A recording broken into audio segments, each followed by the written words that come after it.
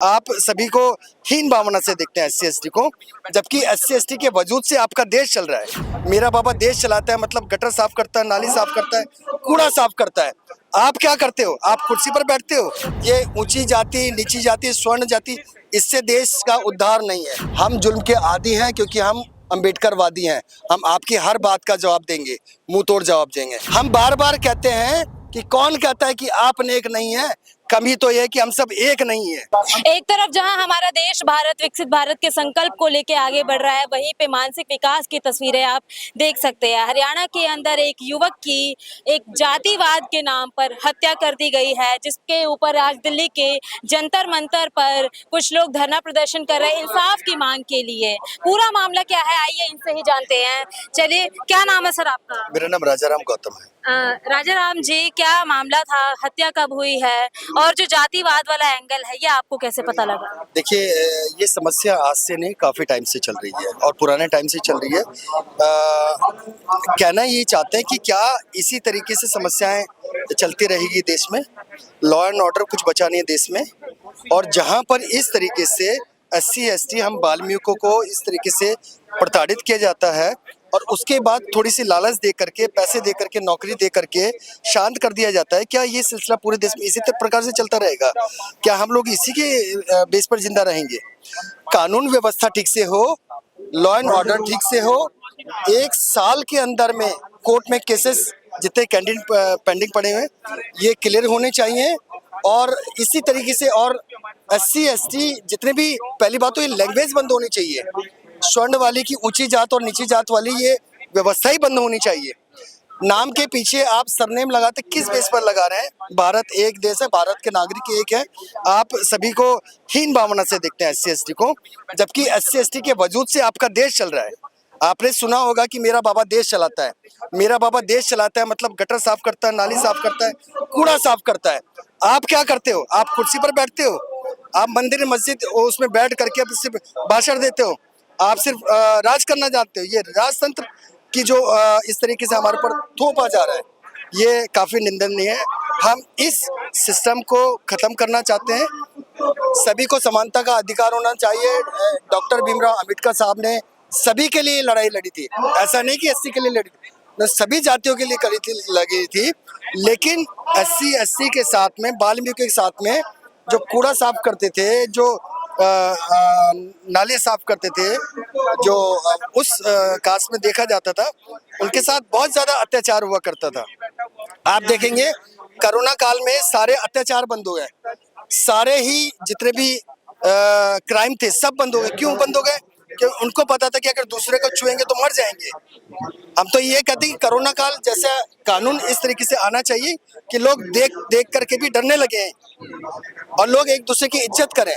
समानता का अधिकार होना चाहिए, तभी ये देश चल पाएगा। ये ऊंची जाति, नीची जाति, स्वर्ण जाति, इससे देश का उद्धार नहीं है।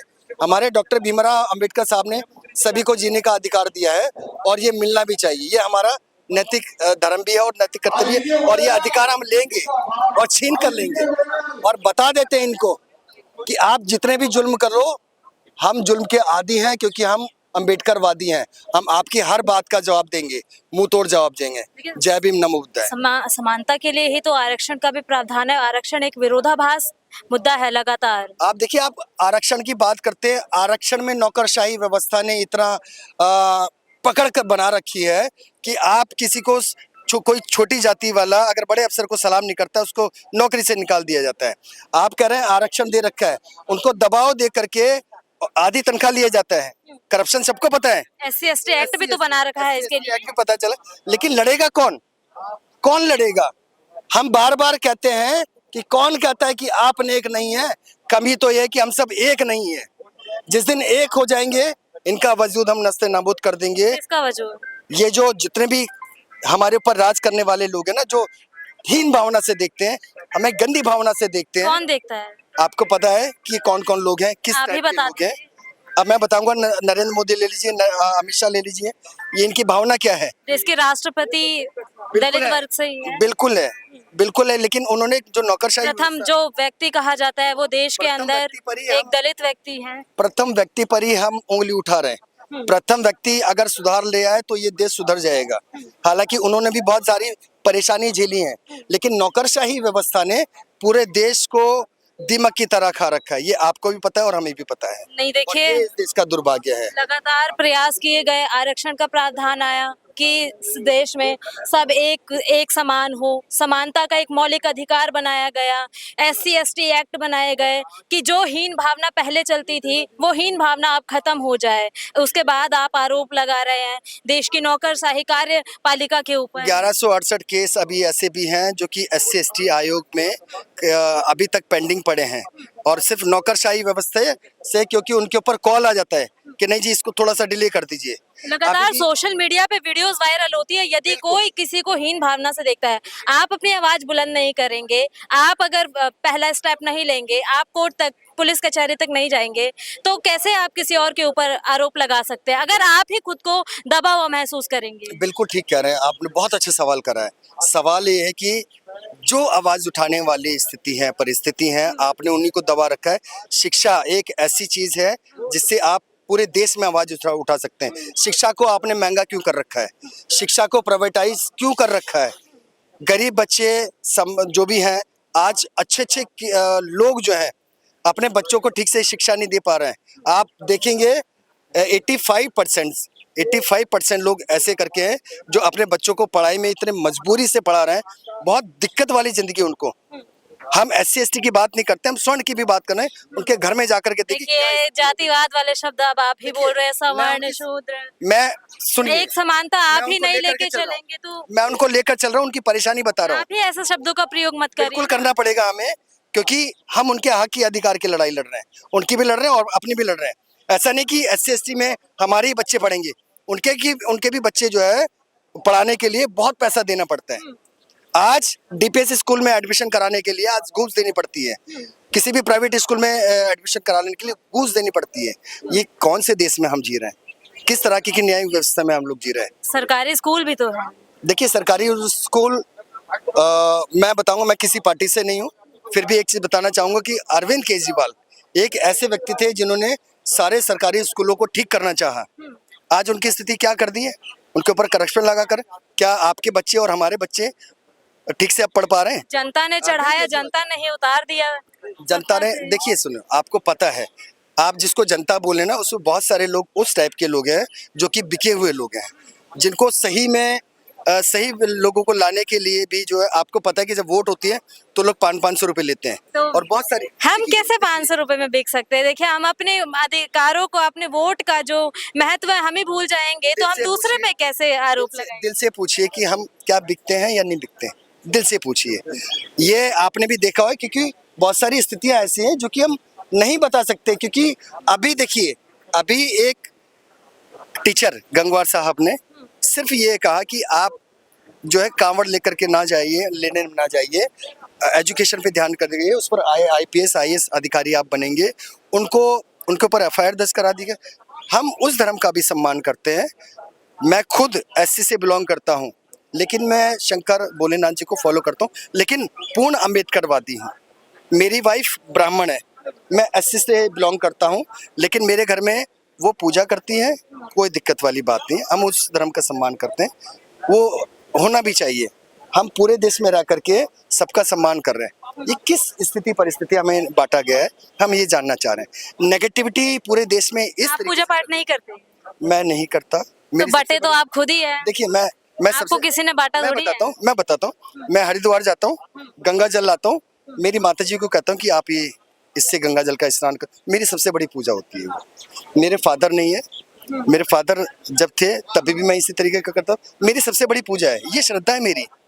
ये सभी जो देवी देवता आप पूछते हैं, जिसको भी कहते हैं कि आप अदृश्य हैं, हम उनका सम्मान करते हैं। कोई काउंटर अदृश्य कहते हैं, ये शक्तियाँ होती हैं, बहुत सारे लोग कहते हैं, और हम भी मानते हैं उसको कि चलिए आपके धर्म का हम सम्मान करते हैं। अदृश्य शक्तियाँ होती हैं, बिल्कुल मानते हैं। देखिए, ये विश्वास और आस्था के टॉपिक पे मत जाइए, ये बहुत एक कॉन्फिडेंस। विश्वास और आस्था देखिए, हाँ मैं बता रहा हूँ, मेरी विश्वास और आस्था ये है कि मैं गंगा जल लेकर के आऊँगा, पूरी श्रद्धा के साथ लेकर के आऊँगा। मैं अपने माता पिता और पूरे परिवार वालों को कहूँगा कि इससे शुद्ध होइए और पढ़ाई कीजिए। और ये मेरी आस्था का विषय है, इसमें कोई कंट्रोवर्सी नहीं होनी चाहिए। वो ठीक है, वो जा रहे हैं, उनकी मेहनत है, उनका पैसा लग रहा है, अच्छी बात है, लेकिन लड़ाई ना करें, समझने स्थिति परिस्थिति को समझने की कोशिश करें कि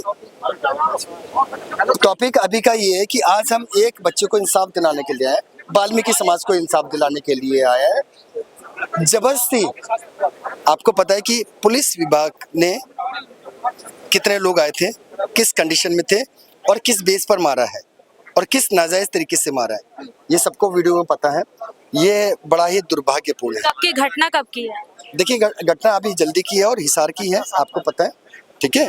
और ये घटना के लेकर के चलोगे तो ये सदियों से चला आ रहा है। नहीं नहीं, इसी पे बात यदि करें तो लड़का कहाँ का देखिए, था? मैं आया हूँ अपने वजूद के लिए, मैं इस एक व्यक्ति के लिए नहीं आया हूँ, मैं पूरे व्यक्तियों के लिए आया हूँ। और इनके बारे में अपने वजूद जानते के लिए। होंगे ना, जाना होगा आपने, ये युवक कहाँ का था, किस प्रकार से मैडम, घटना मेरे क्या? साथ बीता है, इसलिए मैं बता रहा हूँ। 4 दिन मैं खुद हॉस्पिटल में एडमिट था और इसी व्यवस्था के तहत मैं इसी परेशानी से मैं हॉस्पिटल में था, मेरे ऊपर बीता, इसलिए मैंने बताया है। नहीं नहीं, सब लोग ये जानते हैं। युवा, इसके बारे में ही बता दीजिए, कई लोगों को अभी इस केस के बारे में भी अध्ययन नहीं है। क्या क्या पूछना चाह रहे हैं इनके बारे में, बताएं।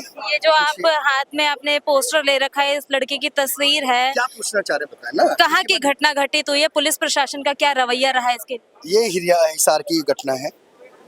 सुनिए, नहीं कोई बात नहीं, ये आप सोच रहे हैं ना कि हम ऐसे बाहर से बुलाएं, पैसे देकर के बुलाएं, हम लोग वैसे वाले लोग नहीं हैं। नहीं नहीं, क्योंकि आप मीडिया को- सुनिए, देखिए, मीडिया को आप भी जानते हैं, आप जिस बारीक पॉइंट पे जाना चाह रहे हैं मैं उस पर नहीं जाना चाह रहा हूँ। हम एक देखिए, भटकाने की बात नहीं है मैं- सर। इस घटना के बारे में अभी तक मेरे को भी नहीं पता, और मैं चाहती हूँ कि अगर मुझे नहीं पता तो मेरे बहुत सारे व्यूअर्स को भी पुलिस पता लग वालों- जाए। बहुत सारे पुलिस वालों के साथ में इस बच्चे को मारा गया है। पुलिस वालों मेरे ने साथ भी घटना बढ़ी है, इसलिए मैं आया हूँ। मतलब आपको मैं ये इसके बताना बारे में अच्छे से नहीं पता, लेकिन आपका अपना एक्सपीरियंस रहा है तो अच्छे से मैं आप, घर पे जाकर के उनके परिवार में शामिल होकर के पूछूं। ऐसा तो मैंने आपसे देखे बोला लोग ही आते नहीं हैं। है। नहीं, आप कह रहे हैं अच्छे से नहीं पता है, अभी हम जाने वाले हैं सारी चीज को, लेकिन आवाज उठा के तो जाएंगे, अपनी बातों को रख के तो जाएंगे। अब हम जा रहे हैं, कुछ कर रहे हैं तो सारी। प्रशासन की तरफ से क्या रवैया रहा है इस घटना के? देखिए, कहा जा रहा है कि जो भी उनकी मूलभूत सुविधाएं थी, जो भी मांगना चाह रहे थे, वो उनको मिल गई, लेकिन ऐसा नहीं है। वो कुछ लोगों के द्वारा वो अब नेगेटिव फैलाई गई कि हमने ये दे दिया, ये दे दिया, लेकिन एक्चुअल आप देखेंगे कि इन सारी चीजों का अभी समाधान नहीं हुआ है। अगर दे भी दिया है तो क्या यही देश में चलता रहेगा? इनकी आवाजों को रोका जाएगा? इसी तरीके से चलता चलेगा? ये पुराने समय से ऐसे चलता है, हम इसको बर्दाश्त नहीं करेंगे। चलिए सर, बहुत बहुत शुक्रिया। देखिए, यहाँ पे एक धरना प्रदर्शन किया गया है लोगों के द्वारा। लोग पटके डालकर जय भीम तो कर लेते हैं, लेकिन हमने यहाँ पे जो जिस युवा के साथ घटना घटित हुई है उसके बारे में जानना चाहा, लेकिन इनको उसके बारे में कुछ नहीं पता। बस इनको इतना पता होता है कहीं पे भी धरना प्रदर्शन हो तो वहाँ पे जाके जय भीम के नारे लगा दिए जाए, एक कास्टिज्म वाला एंगल दे दिया जाए किसी भी क्रिमिनल कॉन्स्पिरेसी को, और वहाँ पे सरकार को घेर दिया जाए। और मैंने आप देखा है आपने कि इस युवा से कोशिश करी कि जान लिया जाए घटना क्या है, घटना कब घटित हुई है। इनको इसके बारे में कुछ नहीं पता, लेकिन एक कास्टिज्म का एंगल देके चीज़ों को बताया है इन्होंने। अब देखने की बात ये रहेगी, ये जो घटना घटित हुई है इसके ऊपर कानूनन कार्यवाही क्या रहेगी सरकार के द्वारा, प्रशासन के द्वारा। जब तक के लिए बने रहिए हमारे साथ। मैं हूँ आपके साथ पिंकी पांडे, वीडियो जर्नलिस्ट अभिषेक सिंह के साथ।